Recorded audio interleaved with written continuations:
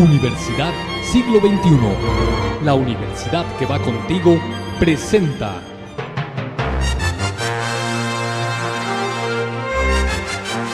En nombre del Canal 8 y de Aula TV, Ideas del Siglo XXI, les damos a ustedes la más cordial bienvenida a su programa.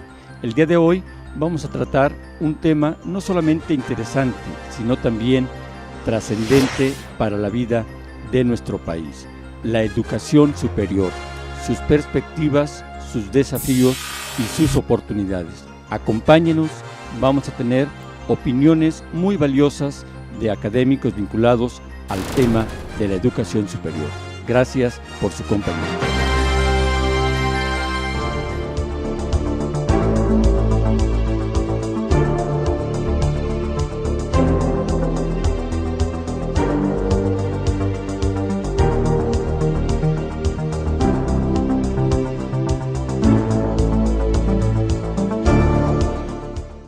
Muchas gracias, amigos televidentes. Una vez más nos da mucho gusto estar con ustedes en Aula TV, Ideas del Siglo XXI.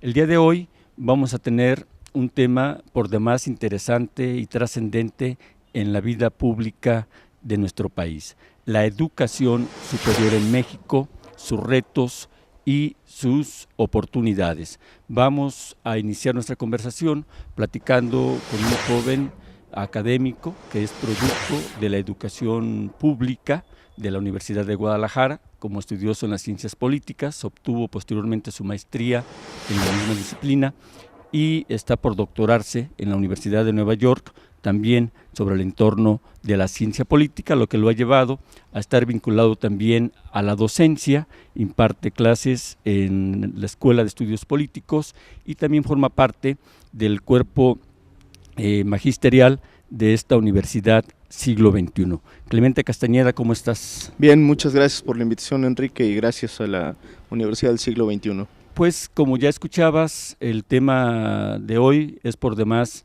no solo interesante, sino muy importante. Acaban de darse a conocer, Clemente, hace unos días, las cifras, las estadísticas de la Organización para la Cooperación y el Desarrollo Económico, la OCDE, o OCDE, como dicen otros también, en donde se afloran varias estadísticas que nos llaman la atención. Una de ellas, de que en el sexenio anterior de Vicente Fox, México fue el último país en cuanto a inversión en la educación pública. ¿Cuál es tu apreciación de ese panorama, que así se llaman los resultados, Panorama Educativo 2008, Clemente? No, bueno, como tú lo acabas de decir, los resultados son muy poco alentadores en la materia. Me parece que la educación es, y obviamente no lo digo yo, sino lo ha dicho mucha gente, es el motor de cualquier país. Digamos, invertir en educación es invertir en un mejor futuro. Invertir en educación significa construir y tener mejores ciudadanos, mucho más preparados y mucho más acorde a los retos de la actualidad, de tal suerte que el hecho de que México ocupe ese nada decoroso último lugar en materia de inversión, pues no deja de ser una gran preocupación para todos. Así es, porque este tema de la educación hubo una discusión muy interesante, que seguramente tú la conoces, en el siglo XVIII, entre dos intelectuales, educadores, Pestalozzi, que afirmaba en el siglo XVIII, Juan Enrique era su nombre, que la educación debería de verse como un bien social, con filantropía, y por otro lado, otro extraordinario pensador, Juan Jacobo Rousseau, en su famoso libro Emilio o la educación, la veía más bien como una concepción individualista. En el siglo XIX se aclimata esa tesis que sostienes tú, que la educación debe de ser vista como un bien público, como un derecho humano, que yo la comparto plenamente. ¿Qué perspectivas, Clemente, ves en el papel que debe tener la educación superior, la enseñanza superior en nuestro país? Yo lo primero que diría es, Obviamente la educación superior no puede verse de manera aislada, digamos, la educación superior es consecuencia o debe estar estrechamente ligada en sus propósitos y en su contenido a la educación básica y a la educación media superior, de tal suerte que yo creo que lo primero que una política pública en materia educativa debe considerar, pues es una visión global de las diferentes etapas del sistema educativo. Y por supuesto que la parte de la educación superior es muy relevante para el desarrollo del país, toda vez que es la que sostiene gran parte de la economía de cualquier región, y además es la que permite y la que impulsa las políticas del desarrollo a final de cuentas, de tal suerte que si nosotros logramos resolver parte del problema de educación básica y educación media superior, no podemos perder de vista que sin educación superior el país sigue como hasta ahora ha seguido rezagado en muchos rubros fundamentales, ¿no? Y esas políticas públicas, Clemente, que mencionas, que desde luego son acertados tus juicios, ¿cómo resolverlo? Porque en las mismas cifras de los resultados que señalábamos, de las estadísticas, actualmente entre los jóvenes de los 15 a los 19 años en México, el 45% de ellos no van a la escuela. Y si amplías esas cifras entre los 19 y los 34 años, apenas el 40% ha concluido la enseñanza preparatoria. ¿Qué habrá que rediseñar, que redireccionar en cuanto a las políticas públicas, o cómo entrelazar también la educación media superior pública con lo que ha sido más creciente en México, que es la educación privada? Me parece que la pregunta es muy interesante, preocupante lo de las cifras. Si mal no recuerdo, aproximadamente solamente 3 de cada 10 inscritos en términos de educación superior concluye sus estudios, lo cual es una cifra sumamente preocupante y que yo diría sí tiene que ver mucho con las condiciones estructurales del país. Digamos, el problema no es solamente el acceso a la educación, claro, sino mantenerse en un programa educativo determinado. ¿Qué es lo que condiciona que un alumno se mantenga en un programa educativo? Bueno, pues todo el entorno social y económico que va implícito en el proyecto educativo, ¿no? Sí, inclusive, no solamente la educación debe ser vista como una transmisión de conocimientos, sino que tienes que vincularlo a otros aspectos fundamentales, como es el rol del educando en el entorno social como ente colectivo, y algo muy importante, Clemente, la vinculación del estudiante con el mercado laboral, con el sector productivo. Así es, digo, me parece que ese es un asunto elemental, necesario. Digo, vivimos en una economía de mercado, el estudiante, sobre todo aquel que ingresa a educación superior o incluso alguna carrera técnica, a lo que aspira es a tener un empleo bien remunerado. Pero por otro lado, tal vez habría que pensar más en que la educación también es una manera de construir mejores ciudadanos, gente más involucrada con los asuntos públicos, mucho más participativa, enterada, etcétera, etcétera, ¿no? Sí, no puede ser una educación acrítica o una educación meramente teorizante o academicista. Tienes que hacer la educación en un entorno formativo de alguien que está interactuando cotidianamente. No, y sobre todo pensar que no solamente se educa para el mercado, sino que se educa para muchas otras cosas, se educa para el desarrollo, se educa para la transmisión de los valores, se educa para la cultura, en fin, una concepción integral de la educación y no solamente orientada a las demandas del mercado, ¿no? Porque bajo esa perspectiva me parece que el sistema educativo corre el riesgo de fracasar. Desde luego, y no es una cuestión declarativa, la educación no puede ser vista como una mercancía. Sería criminal tener esa concepción utilitarista, no, la educación tiene que ser una inserción, como tú lo mencionabas, en una estructura social, política, y yo creo, Clemente, que vale la pena la reflexión y el comentario, el papel de la educación en un país como México, que vive momentos críticos, que creo que es innegable que los estamos viviendo, lo recientemente ocurrido en Morelia, en donde la barbarie, la irracionalidad masacran a la población inerme, indefensa, inocente totalmente. Ahí, ¿cuál es el rol, la función de algo tan importante como la educación? Fíjate, Enrique, se me vino a la mente un espléndido libro que publicara en los 80s un sociólogo de nombre Seymour Martin Lipset, que se llama El hombre político, muy inscrito en las teorías de la modernización. Lo que decía Lipset, más o menos, es que había una correlación entre niveles educativos y calidad democrática, para usar un término de moda. Hoy, bueno, las teorías de la modernización me parece que han evidenciado su falta de persuasión en muchos aspectos. Sin embargo, sí podemos decir, junto con Lipset, que tener altos niveles educativos, si bien no es condición suficiente para tener un buen país, sí es condición necesaria. Digamos, es un ingrediente fundamental. Es un ingrediente fundamental para la calidad democrática y para la convivencia social elemental. Yo estoy plenamente convencido de que tener mejores niveles educativos redundará en tener una mejor sociedad. Y eso no es me parece una conjetura a la ligera, sino algo que hemos visto a lo largo del mundo. Y a lo largo de las civilizaciones. Por supuesto, aquellos países que han invertido seriamente en educación, que han desarrollado sistemas educativos modernos, equilibrados, integrales, son hoy países modernos en toda la extensión de la palabra. Si nosotros no percibimos que la educación debe ser la piedra angular del desarrollo, pues de nada va a servir que hagamos 20,000 pactos sobre seguridad pública, sobre empleo y sobre muchas otras materias que no dejan de ser sumamente sensibles para el resto de los ciudadanos, para los ciudadanos en general.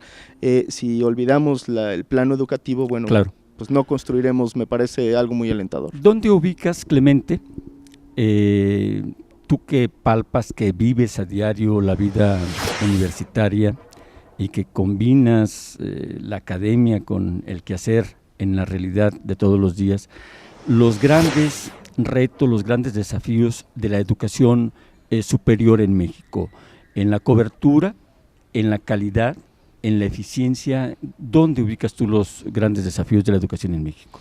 Es una pregunta muy complicada. Me parece que sí son muchos los rubros. Desde luego la parte de la cobertura es esencial, fundamental. Yo soy de los que piensa, contrario a lo que hoy piensan, me parece, muchas personas que tienen a su cargo la toma de decisiones en educación superior, que sí hay que darle la oportunidad al grueso de la población para que pueda tener acceso a educación básica y, por supuesto, a educación superior. Me parece que es una función sustantiva del Estado, y el Estado mexicano en algunos momentos parece que se ha olvidado de esa parte.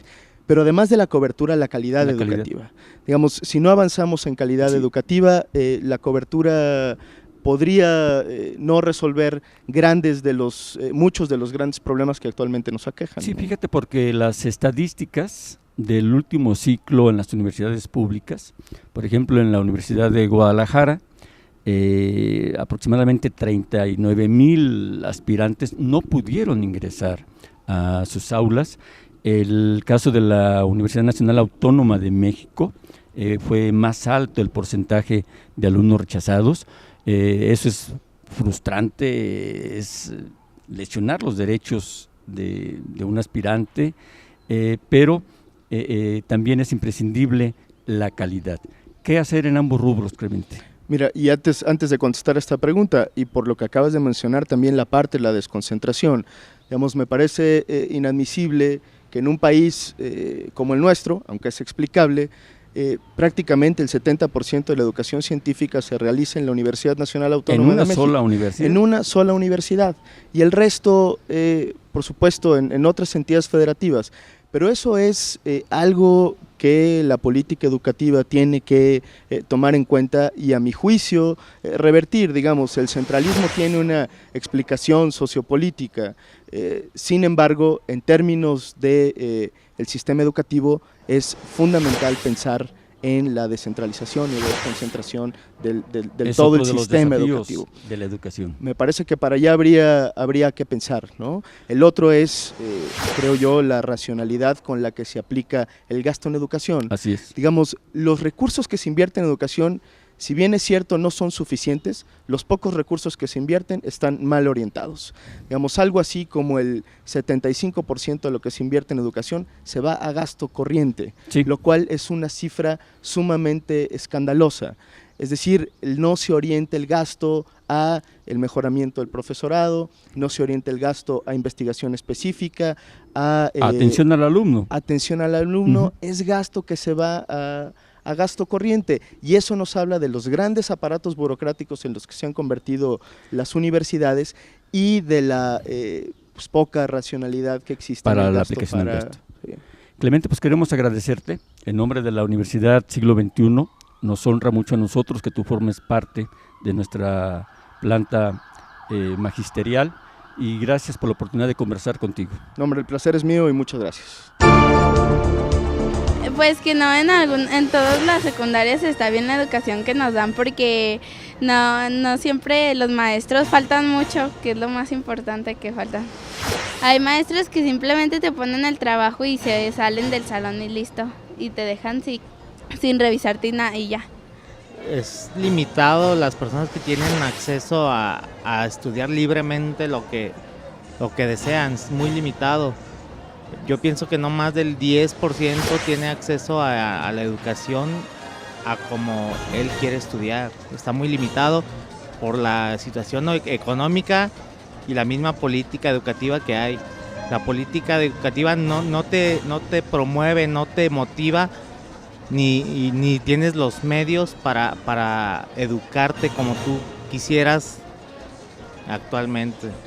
La calidad mucho depende, casi todo ya es autoeducación, y si quieres estudiar y tienes primero la nutrición que debes de tener y quieres estudiar, lo puedes hacer, pero sí, casi todo es ya autoeducación, el maestro ya queda en segundo término. En 1881 fue aprobado el proyecto de don Justo Sierra para fundar la Universidad Nacional, haciéndose realidad 30 años después.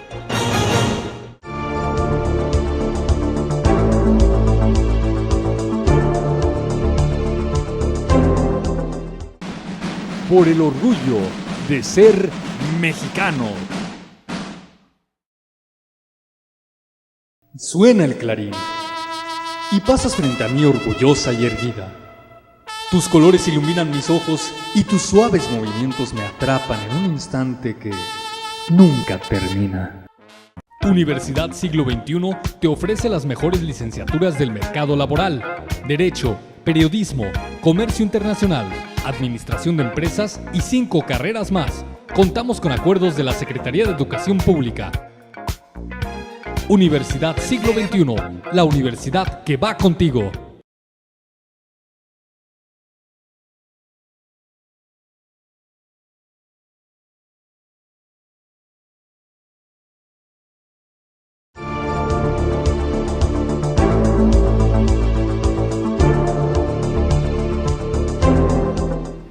Pues más o menos, porque a veces los maestros son muy agresivos con los niños, muy enojones, y sí hace falta poquito más educación para los niños, como él en el kinder, que la maestra le jaló el pelo, y él cuando estaba en la primaria también le daba de coscorrones su maestra o le jalaba las patillas. Muchas gracias por continuar con nosotros. Vamos a conversar en Aula TV, Ideas del Siglo XXI, con Adrián Acosta. Muchas gracias, doctor, por recibirnos. Él es una gente muy acreditada, experto en los temas educativos, forma parte de la Universidad de Guadalajara, es sociólogo, tiene la maestría y el doctorado en investigación de ciencias sociales. Adrián, ¿cómo estás? Muchas gracias por la oportunidad de platicar contigo. Muchas gracias por la invitación, Enrique. Para mí un placer compartir contigo unos minutos. El propósito es conversar con tu conocimiento, con tu estudio que tienes, la sensibilidad del tema sobre la educación superior en México, sus desafíos y oportunidades. Releyendo, Adrián, un ensayo que tú hiciste, que fue publicado hace unos 3 años, si mal no recuerdo, en la revista de la UDUAL, Universidades de América Latina y del Caribe. Ahí mencionabas que el siglo XXI había vuelto a traer al mundo esa idea decimonónica de que la educación era el instrumento, era la herramienta en una sociedad compleja, difícil, para lograr equilibrios sociales, para lograr transformaciones en positivo en la vida cultural, económica y social. Adrián, ¿sigues pensando lo mismo? Sí, yo creo que la educación en general y en la educación superior en particular se conserva quizá como la última gran utopía del racionalismo que inició en el siglo XIX. Reaparece con mucha fuerza en el siglo XXI por varias razones, yo diría básicamente por tres. ¿Por 3 razones? Por 3 razones fundamentales. Primero, la transición demográfica que hemos experimentado en países como México, América Latina. Demográfica, es decir, tenemos una transición hacia un envejecimiento de la población que ahora, y desde hace varios años, se concentra en la expansión de la población juvenil. Sí. Ahí tenemos una razón poderosa. Se ha ampliado ese segmento.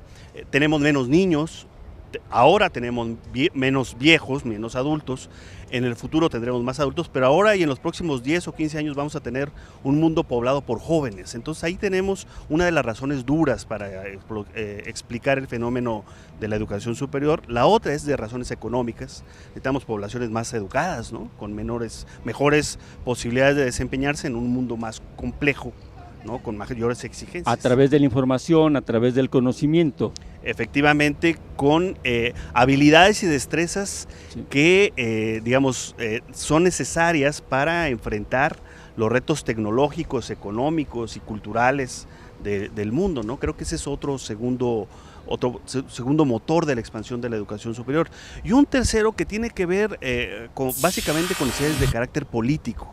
Es decir, la necesidad de crear una fuerza de trabajo, una población que permita a las sociedades nacionales competir en mejores condiciones con un mundo que ya no es lo que solía ser desde hace muchos años, ¿no? Un mundo ferozmente competitivo. Y, mortalmente incierto, ¿no? Es decir, no sabemos bien cómo el capitalismo del siglo XXI, los mares embravecidos del capitalismo, como lo decía Schumpeter, ha traído consigo un conjunto de nuevos fenómenos y tenemos que lidiar con esos. Así es. Oye, Adrián, en esa perspectiva, en esa importancia que le concedes a la educación, con los razonamientos que acabas de hacer, muy válidos por cierto, hace días la Organización para la Cooperación y el Desarrollo Económico, la OCDE, dio las cifras del panorama educativo 2008. En esas cifras, lamentablemente, se hablaba de que en el gobierno anterior, que encabezó Vicente Fox, México había sido el país con menor inversión en la educación pública. ¿No crees que eso esté a contrapelo de la importancia que debe de dársele a la educación a través de las políticas públicas? Sin duda. Si nos comparamos con los miembros de la OCDE, sin duda tenemos documentado, como dices, un menor gasto, y esa es una paradoja, porque en el discurso público desde el sexenio pasado o incluso desde con Zedillo, la educación ocupa uno de los lugares centrales del discurso público. En términos de gasto es uno de los rubros en los que más invierte el país, pero en términos comparativos a nivel internacional efectivamente estamos muy mal, aunque si lo comparamos con otros países como Corea, por ejemplo, nosotros gastamos más que Corea del Sur, que gastamos más que otros países del sudeste asiático, y sin embargo tenemos un peor desempeño escolar. Ahí tenemos problemas de política pública. Ahí es la eficiencia, podríamos decir, Por Adrián. un lado la eficiencia, por otro lado la cobertura y por otro lado el rendimiento que tenemos en cada dólar o peso que gastamos. Ahora sí, porque en las mismas cifras se establecía que aproximadamente el 75% de esas voluminosas cantidades se van a gasto corriente, pero no se van a investigación, no se van al desarrollo en otras áreas, sino a gasto ordinario, a gasto corriente. Efectivamente, gastamos mucho en burocracia, gastamos mucho en mantenimiento de infraestructura, pero muy poco en desarrollar nuevos conocimientos, nuevas áreas de formación. Seguimos repitiendo viejos patrones de educación universitaria Tradicionales, y se Adrián. concentran fundamentalmente en las áreas tradicionales. Ahí tenemos que hacer un giro importante en los próximos años, ¿no? ¿Qué hacer en políticas públicas, Adrián, para tener una mayor calidad y una mayor cobertura? El tema de la cobertura también es muy discutible. Las cifras que arrojan, por ejemplo, las dos principales universidades públicas del país, la UDG, casi 40,000 alumnos que no pudieron ingresar en el pasado ciclo educativo, la UNAM, que concentra mucho en el gasto de investigación, también un altísimo número de rechazo. ¿Qué hacer, Adrián? Ahí tenemos que hacer varias cosas como país y como sociedad. Los indicadores son verdaderamente lamentables. Tenemos una cobertura más baja que Bolivia, el segundo país más pobre de América Latina. Nosotros y los brasileños, es decir, los sistemas educativos más grandes de América Latina, somos los que peores tasas de absorción tenemos de nuestros jóvenes. Tenemos un problema estructural de baja, ¿no? Y por otro lado tenemos... Cuando hablas del segundo lugar junto alta. con Bolivia, ¿te refieres a los grados de escolaridad? A la cobertura respecto al grupo de edad. Por ejemplo, en México andamos en el 27% de los jóvenes que deberían estar estudiando, solamente un 27% tienen cobertura. En Bolivia está O sea, en el 35%. menos de 3 de cada 10. Menos de 3 de cada 10. Estamos en un nivel de atraso verdaderamente lamentable en términos de cobertura. Y por otro lado, que buena parte de la orientación de la demanda va hacia las universidades públicas más tradicionales, ¿no? Entonces tenemos ahí un problema. Y a eso, Adrián, habría que añadir también la alta deserción que se da, porque también los indicadores te arrojan cifras crudas de los que ingresan y que no concluyen la licenciatura. Efectivamente, ahí es uno de nuestros dramas nacionales o de nuestros grandes problemas nacionales en el siglo XXI. No solamente tenemos pocos estudiantes que llegan a las playas de la educación superior, sino que de esos que llegan, menos de la mitad salen. Y de esos no sabemos bien cuántos logran emplearse en el mercado laboral. Es un problema de varias caras, ¿no? Es un problema estructural, Adrián. Efectivamente, no es coyuntural. Y eso tiene una repercusión en todo el colectivo nacional en diversos órdenes. Claro, en términos económicos tenemos un desperdicio enorme de recursos, en términos estrictamente educativos tenemos una gran ineficiencia escolar y en términos políticos nos genera una generación, digamos, de desencanto y de decepción porque no encuentran trabajo y no pueden encontrar un lugar en la vida social. Sí, lo que ¿no? Juan Ramón de la Fuente, recuerdo en alguna de sus últimas intervenciones como rector de la UNAM, hacía alusión a la generación del desencanto, de los que no tienen el aliciente y que bueno, tampoco el horizonte se da en los empleos por esa misma disociación que mencionabas tú. Efectivamente, es un problema de nuestros jóvenes, pero también es un problema de nosotros como adultos, ¿no? Así es, sí, porque en el ensayo tuyo, al que yo hacía alusión al principio, que creo que se denomina educación, desarrollo y democracia, insistías mucho en eso, que la educación por sí no te va a resolver, necesita formar parte de toda una concepción estructural de una sociedad. Sin duda, es decir, cuando yo me refiero a la educación como la última utopía, lo que tenemos es un sector sobrecargado de exigencias, pero también plagado de restricciones. Es decir, esperamos demasiado de la educación como si fuera, digamos, la panacea para resolver nuestros problemas. Y sin duda que la educación tiene muchas propiedades y muchas virtudes para desencadenar procesos, pero en realidad necesitamos generar las condiciones estructurales económicas y políticas que la educación por sí misma no puede desarrollar. No puede dar, ¿no? Tiene que ser el Estado. ¿Qué políticas públicas crees tú que son inaplazables que se apliquen en México, Adrián? Yo pensaría en por lo menos dos grandes campos de acción de política pública. Uno, decididamente avanzar en la cobertura por la vía pública o privada, con una buena regulación por parte del Estado. Pero tiene que haber eso, ¿no? Efectivamente. No puede dejarse como si la educación fuera una mercancía, porque no lo es. Exactamente. La educación es uno de los derechos humanos más elementales, es un bien público. No podemos dejarla. Efectivamente, y la responsabilidad del Estado es central en esta parte, ¿no?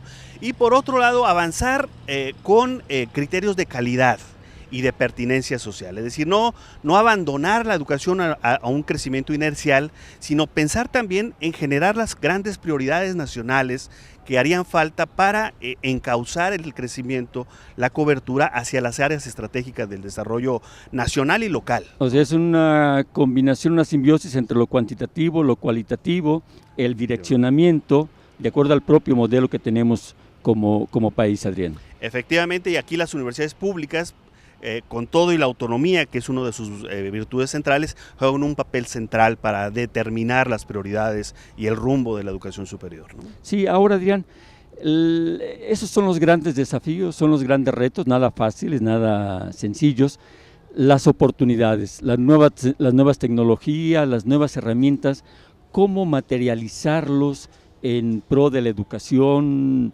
en pro del educando, Adrián.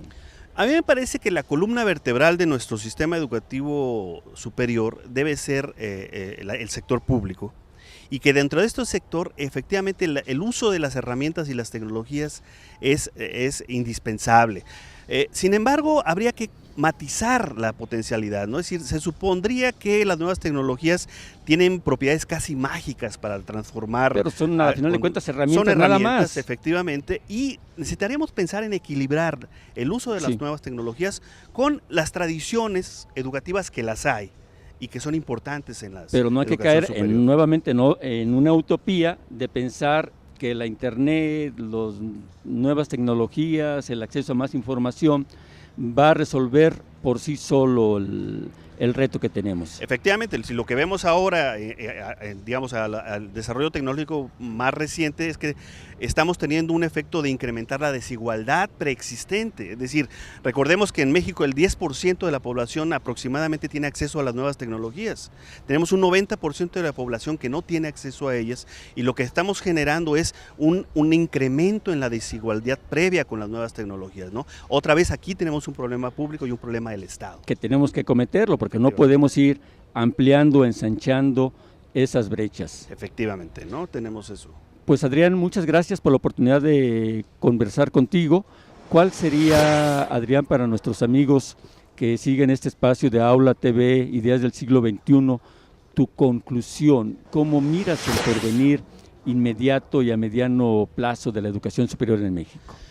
Yo tiendo a ser irremediablemente optimista respecto de la educación superior. ¿Eres irredento? Sí, soy, no puedo quitarme eso. Creo que a pesar de los problemas y deficiencias que tenemos un futuro importante. Nuestros jóvenes creo que serán la fuerza más importante para desarrollar nuevas estrategias, nuevas perspectivas en torno a la educación superior, y nuestras instituciones, con todo y digamos la mal o lamentable estado en que puedan parecer, tienen la capacidad, me parece, para poder trabajar de mejor manera con los desafíos que tenemos. Pues compartimos tu optimismo, somos partidarios también de que la educación es el camino, es la vía, sigue siendo la herramienta para la movilidad social en nuestro país, y que juega un papel fundamental en todos los órdenes. Adrián, a nombre de la Universidad Siglo XXI, de Aula TV, Ideas del Siglo XXI, muchas gracias por tu participación. Gracias, Enrique, y un saludo a todos los televidentes. La educación en México estamos un poco rezagados porque no complementamos lo cultural con lo deportivo, que eso hace que se hagan menos vicios en esta sociedad que tenemos tan echada a perder a veces. La educación superior se pierden muchos valores, ya que no se llevan ni honores a los lados patrios, no hay una cultura universitaria a nivel cualquier universidad.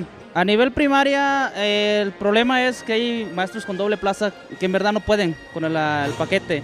Si tuvieran solamente plaza, pues, podrían planear sus actividades del día, pero al dado ese caso, pues no pueden. A nivel universitario hay muy buenos profesores, pero la falta de atención, hay profesores aviadores que nomás van y te dicen, ¿sabes qué? vamos a tener estas actividades y nos vamos. Y por eso no podemos progresar en esta actividad. Pues que la educación en México, pues digamos que está muy, para mi personal, muy baja, porque siento que ahí los maestros y ciertas personas se dejan influenciar así mucho, de lo cual los alumnos pues no deberían de rendir como deberían de ser. En varias escuelas muy buenas, muy exigentes, dedicados, pero en otras sí como que descuidan mucho y no dan mucho la importancia que deberían de darle. La universidad tiene por función crear hombres de ciencia, hombres de saber en toda la extensión de la palabra, hombres que puedan adquirir los más altos elementos de la ciencia humana para propagarla y para crearla. La nación tiene hambre y sed de justicia. Frase dicha por don Justo Sierra.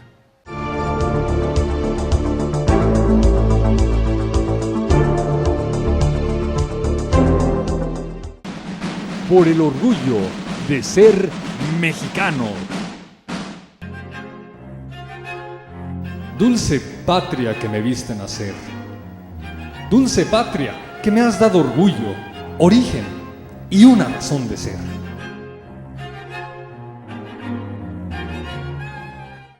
Universidad Siglo XXI te ofrece las mejores licenciaturas del mercado laboral, Derecho, Periodismo, Comercio Internacional, Administración de Empresas y 5 carreras más. Contamos con acuerdos de la Secretaría de Educación Pública. Universidad Siglo XXI, la universidad que va contigo.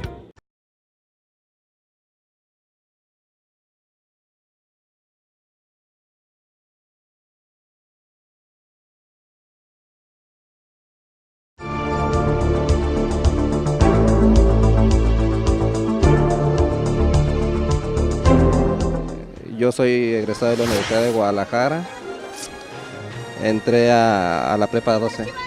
Me da pena ver cómo están las instalaciones, pues el mismo estudiantado, pues las maltratan mucho, los mismos jóvenes como entran, vestidos muy diferentes, muy cholos, algo que no estamos acostumbrados a ver en un profesionista, ¿verdad?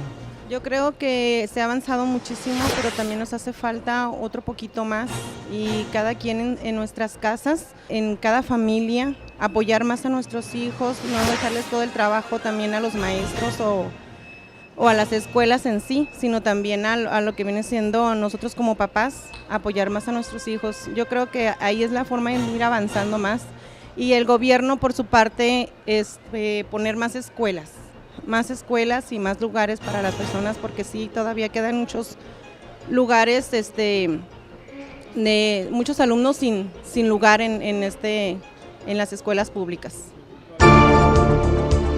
Muchas gracias por seguir con nosotros, amigos televidentes. Estamos el día de hoy en la Universidad de Guadalajara con su rector general, el doctor Marco Antonio Cortés.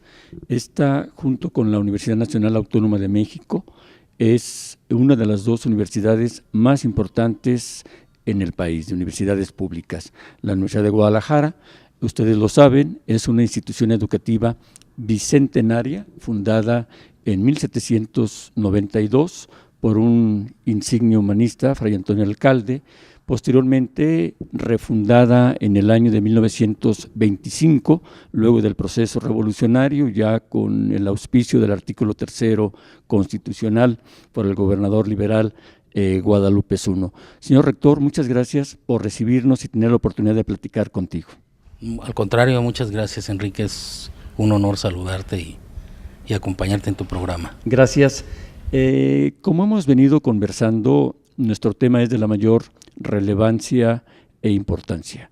La visión que nos comparta el rector general, Marco Antonio, sobre la educación superior en México, sus desafíos y sus oportunidades. ¿Cuál es tu visión, Marco Antonio, de la educación superior en nuestro país en este momento? Bueno, son muchos los problemas, los desafíos o los retos que enfrenta la educación superior en México.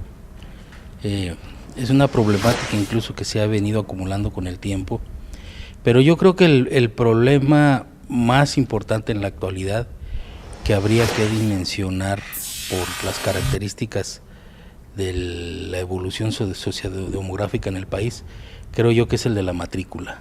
¿La cobertura, Marco? Sí, la cobertura. pero la matrícula, es decir, la capacidad que tienen las universidades públicas de recibir a la demanda creciente por efecto de este cambio en la pirámide de la población, que en estos momentos trae como consecuencia lo que se conoce el bono demográfico, es decir, un crecimiento explosivo en el grupo de edad entre los 15 y los 30 años, que significa un crecimiento explosivo en la demanda de educación media superior y superior. Es un nicho muy amplio, muy vasto. Es un nicho amplísimo, digamos, es un fenómeno demográfico para el cual no estábamos preparados las universidades públicas en el país y se está traduciendo en altísimos porcentajes de aspirantes a la educación superior que se quedan fuera de las aulas. La Universidad de Guadalajara, por ejemplo, pues ya ronda el 70% de los aspirantes que no son admitidos en cada ciclo escolar. Vi las cifras del último ciclo, aproximadamente 39,000 aspirantes que no pudieron ingresar. Y en la Nacional Autónoma de México es una cantidad más elevada. Sí, entonces yo creo que ese es el primer problema que enfrentan. Es un problema social de enorme envergadura en el país, que tiene muchas consecuencias. Muchas repercusiones no positivas, porque de acuerdo a las estadísticas, Marco Antonio, de cada 10 jóvenes en esas edades que tú mencionas, en condiciones de estudiar, aproximadamente solo el 2.7 puede ingresar o ingresa a las universidades, sean de carácter privado o de carácter público. Ahora, Marco Antonio, ¿cómo encarar ese desafío? Porque de acuerdo al panorama Educación 2008, que hace días divulgó la OCDE desde París, se hablaba de que en el sexenio pasado que encabezó Fox, México fue el país que menos invirtió de los países que son miembros. ¿Crees que esa insuficiencia de políticas públicas en materia de presupuesto acentúa el problema? Sí, obviamente se acentúa por las restricciones financieras que enfrenta la educación superior, es decir, la solución sería que las universidades crecieran, si no al ritmo de la demanda, sí a ritmos aproximados a esta demanda explosiva, pero las limitaciones financieras impiden ese crecimiento.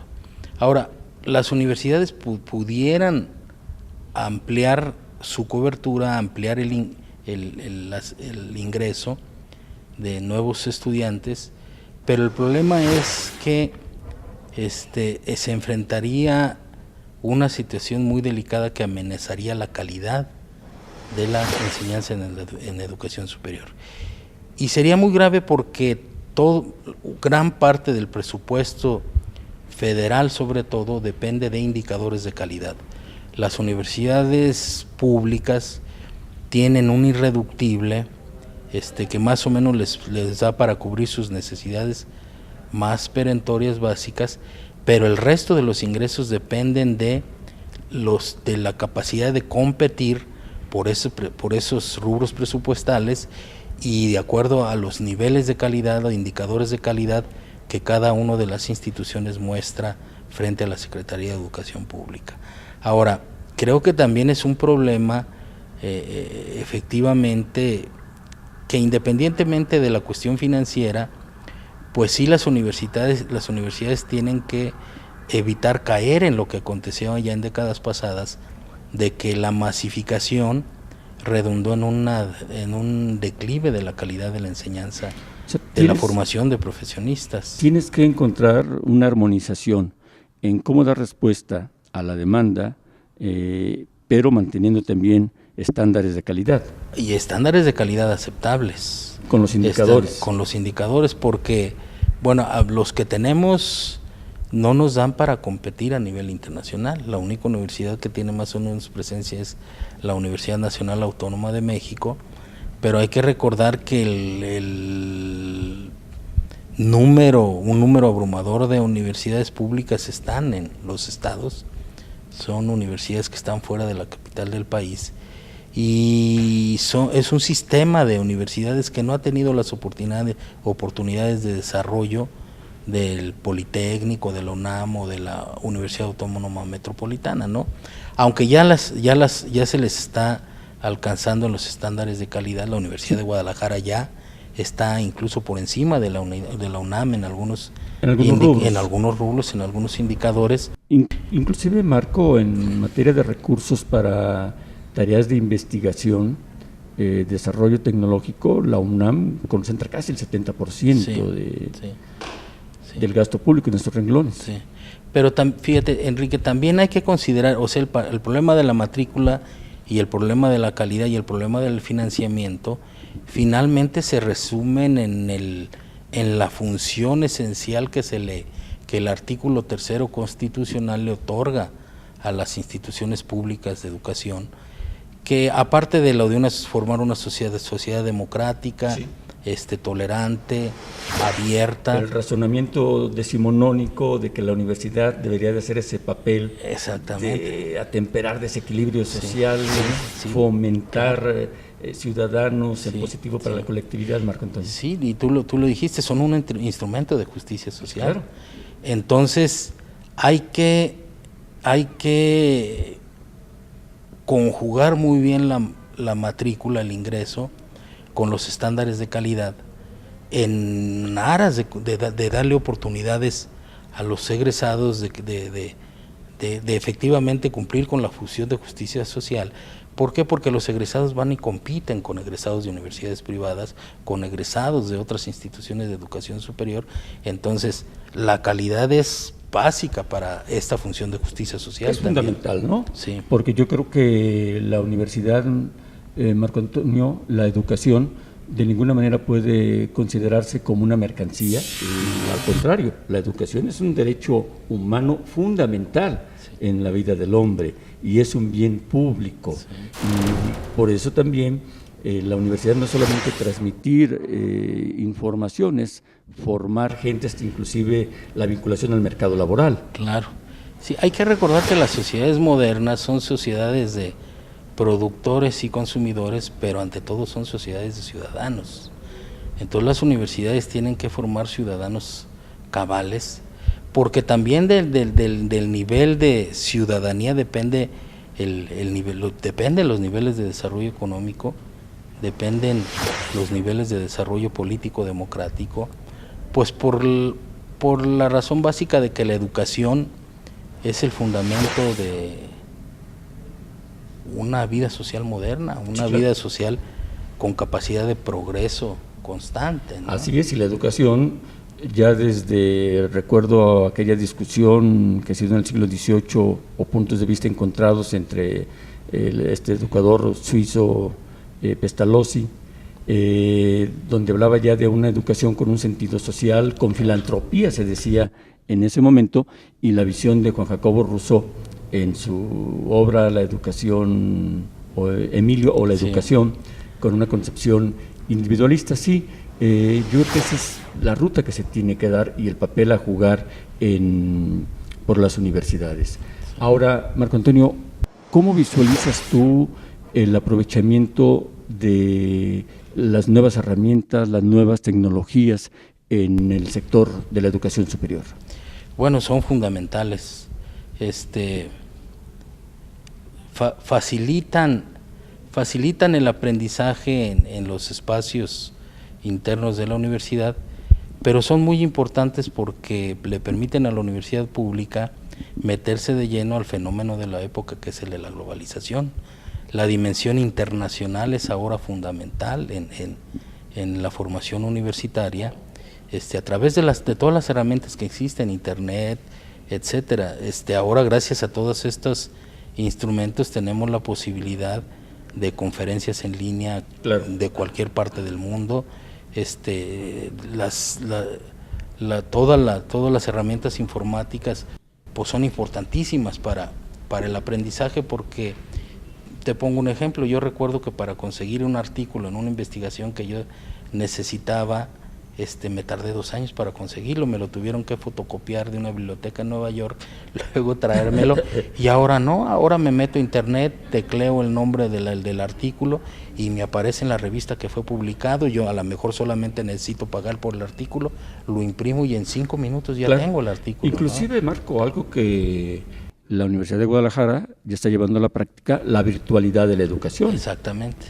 Sí, esa también es obviamente una consecuencia muy importante, la de deslocalizar del aula el proceso de aprendizaje. Claro, porque además ahí cubres aspectos fundamentales enfocados, como es el caso de la Universidad Siglo XXI, a cierto segmento de la población que por su necesidad laboral de tener que trabajar jornadas cotidianas que le impedirían presencialmente asistir a un aula, recurre a este tipo de técnicas de la educación. Sí. O también, Marco Antonio, quienes viven en poblaciones donde no hay infraestructura de la universidad pública por razones obvias, ni tampoco de universidades privadas.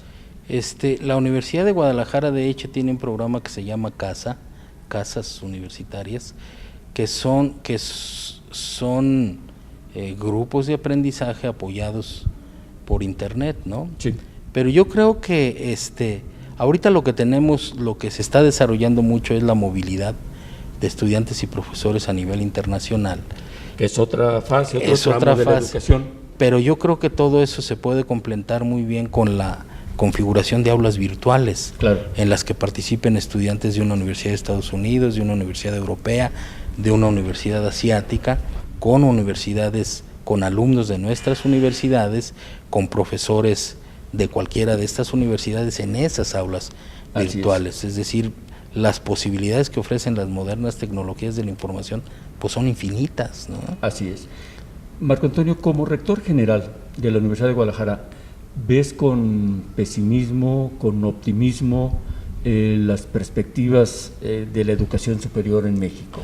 Yo las veo con preocupación, porque el tamaño de los retos, el tamaño de las necesidades del país no está recibiendo la respuesta adecuada por parte de la educación superior nacional. Hay limitaciones financieras comprensibles, pero yo creo, sí la veo con preocupación, y creo que el Estado mexicano debería de hacer un esfuerzo adicional muy importante para incrementar el porcentaje del PIB que se destina a educación en general, pero especialmente a educación superior e investigación científica. Mientras no se incrementen los rubros ahí, vamos a seguir siendo un país con una economía, digamos, rezagada de respecto de las grandes economías del mundo, con una democracia a medias, con una sociedad. Por lo que tú mencionabas, la educación tiene que ver en toda la vida estructural del país. Y la educación superior, ahorita ya no podemos hablar solamente de la educación básica, ¿no? El porcentaje de la educación superior, el porcentaje de individuos con educación superior es un indicador importante para los niveles de desarrollo cultural de una sociedad. Y la cultura está directamente relacionada con el desempeño económico, está directamente relacionada con el desempeño democrático de una sociedad. Es una preocupación compartible, muy válida, y más en estos momentos que es inocultable una crisis que en todos los órdenes vive México, como país, como nación. ¿Y el lado optimista, Marco? Pues el lado optimista es que las universidades públicas están haciendo su trabajo, están trabajando para incrementar sus indicadores de calidad, están tratando de aprovechar todas estas oportunidades que se presentan con los recursos que tiene el país, que yo veo comunidades académicas metidas en círculos virtuosos que todavía están funcionando muy bien, que tienen círculos virtuosos, que dentro de las limitaciones le están permitiendo a la Universidad Pública Mexicana responder hasta cierto grado los requerimientos que le está planteando la sociedad, dentro de este marco de restricciones y de limitaciones. A trabajar con los pocos recursos que haya, a eficientarlos, que es otro de los problemas que enfrenta la educación superior en México. Marco Antonio, muchísimas gracias por tu tiempo, por tus palabras, y que nos permita seguir en comunicación contigo en este espacio de Aula TV, Ideas del Siglo XXI. Muchas gracias, Enrique, un placer saludarte. Gracias.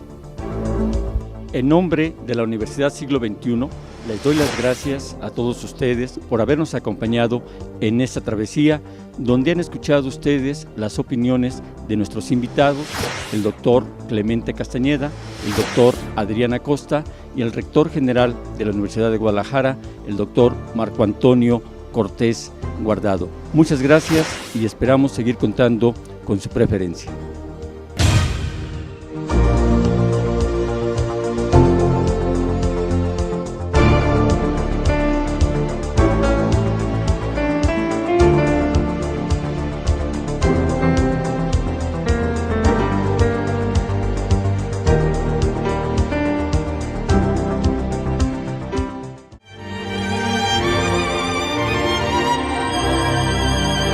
Universidad Siglo XXI, la universidad que va contigo, presentó